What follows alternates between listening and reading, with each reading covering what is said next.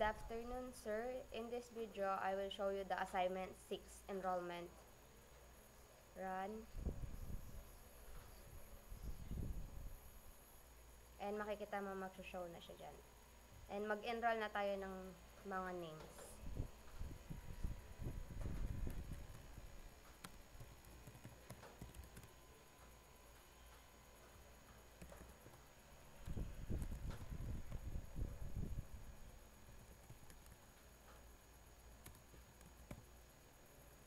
Then female, birthday,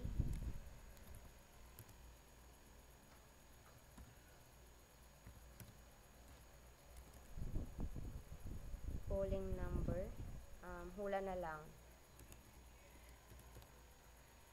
contact number,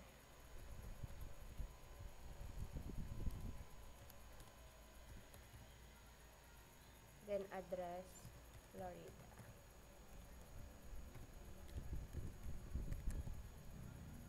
And click DSIT. Then add. Nag-successfully add na siya. And after nyan, punta tayo sa documents.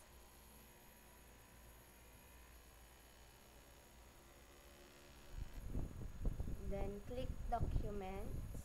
And hanapin natin yung sa enrollment.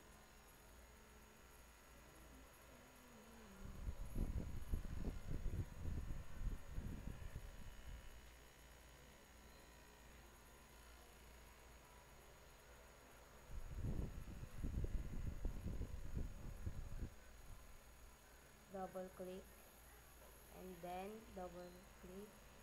Ay, ito yung sa nilagay natin na info kanina. And then balik tayo sa Eclipse. And ayan. I-click mo to. And then delete. Okay. And then automatically nun, madidelete na siya sa MS Access. And that's all. And tingnan natin siya ulit sa MS Access kung ma-delete.